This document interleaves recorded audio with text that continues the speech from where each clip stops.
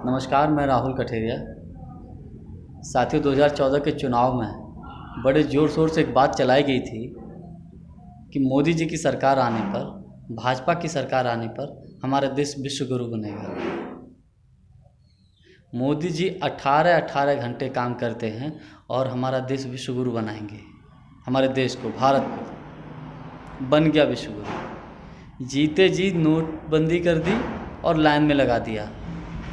और आज स्थिति ये है कि मरने के बाद भी लाशें लाइन लगी हैं इस देश में जलाने के लिए। और उसमें भी हम लोगों ने बैंकों में तो लाइन में लग के टोकन बंटते हुए देखा है, लेकिन शमशान घाटों में टोकन बांट के और लाशें जलाना, ये 70 सालों में क्या मैंने तो अपने जीवन में कभी नहीं देखा और ना मैंने ये सुना है। क्या ऐसे ही विश्व गुरु बनता है देश? इसीलिए कहा जाता है कि जब किसी को आप सत्ता सौंपिए तो बड़े सोच समझ कर सौंपिए। आदमी थोड़े से लालच में, थोड़े से लोभ में फंस जाता है और उसका असर, और जब गलत आदमी के हाथ में सत्ता चली जाती है तो उसका असर आने वाली पीढ़ियों तक रहता है, जिसका खामियाजा आज पूरा देश भुगत रहा है। मैं पूछना चाहता हूं भाजपा के उन तमाम मित्रों से, अपने दोस्तों से, भाजपा के नेताओं से,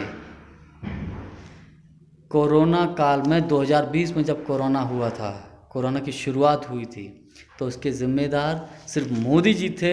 अमेरिका से नमस्ते ट्रंप का कार्यक्रम करवाया था, जिसकी वजह से ये प्रमुख कारण था पिछले साल कोरोना को फैलाने में। नमस्ते ट्रंप के कार्यक्रम की वजह से पूरे गुजरात में बहुत बुरी दयनीय स्थिति हो गई थी और बहुत भयंकर तरीके से कोरोना फैल गया था।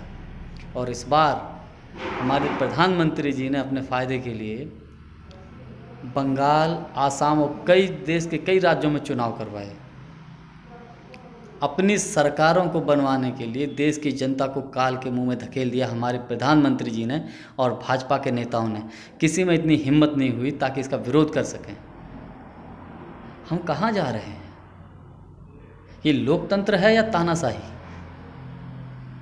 आप देखिएगा, जितनी प्रशासनिक मशीनरियां हैं, देश में जितनी भी संस्थाएं हैं, कोई अपना काम ईमानदारी से नहीं कर पा रहा है। सुप्रीम कोर्ट, हाई कोर्ट तक प्रभाव में है। उसमें से कुछ लोग ऐसे हैं जो ईमानदारी से अपना काम कर रहे हैं, लेकिन ज़्यादातर लोग सरकारों के प्रभाव में हैं। चाहे आपका वो इनकम टैक्स हो, चाहे वो आपका सीबीआई हो, चाहे वो आपका ईडी हो। जिस देश में लोकतंत्र नहीं रहेगा, वो देश तानाशाही की तरफ जा रहा है। और ये स्थिति आज के समय में बिल्कुल सटीक बैठती है।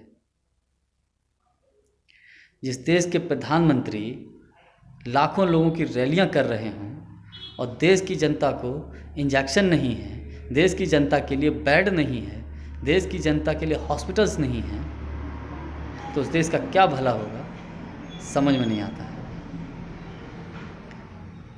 और इसके जिम्मेदार हम और आप सभी लोग हैं। तभी और इसीलिए कहा जाता है कि जब अपना मुखिया चुनो तो बहुत सोच समझ कर चुनो।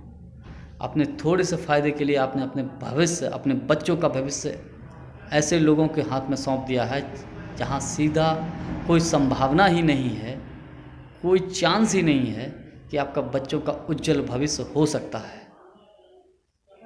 क्योंकि देश गुलामी की तरफ जा रहा है और एक ऐसे लोगों के हाथ की कठपुतली बनने जा रहा है जो पूरे देश का प्रभाव रखते हैं, अपने हाथों में रखेंगे। आप देखिएगा।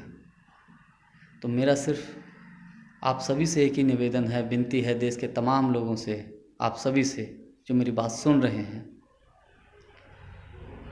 कि सबसे पहले तो प्रेजेंट टाइम बजाय पॉलिटिक्स के हमारे आसपास जो भी लोग कोविड से प्रभावित हैं, कोरोना से प्रभावित हैं, उन सभी लोगों की आप अपने स्तर से जैसे मदद कर सकते हैं मदद करिए। सरकारों के भरोसे मत रहिए। ये नंबर 1 के झूठे हैं। सरकारें, चाहे राज्य सरकार हो चाहे वो केंद्र सरकार हो, सब झूठे हैं, सब झूठे वादे करते हैं। स्थिति क्या है फील्ड में आकर देखिए, सब सच्चाई पता चल जाएगी।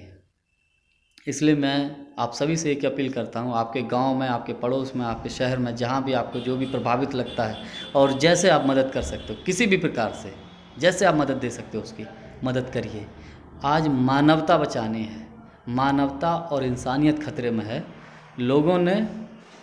और मैं एक बात और कहना चाहूँगा कि जब 14 का चुनाव जब हुआ था तो हम लोगों ने वोट इसलिए नहीं दिए थे कि आप, ना तो आपने कभी ये कहा था कि हमको हॉस्पिटल्स चाहिए, ना आपने कभी ये कहा था हमको स्कूल चाहिए, ना आपने कभी ये कहा था कि हमको रोडें चाहिए, अस्पताल चाहिए, रोज़गार चाहिए।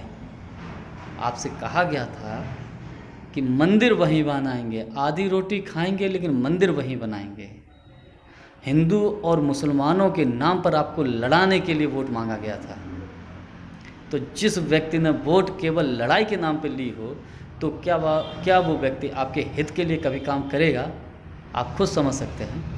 धन्यवाद, नमस्कार।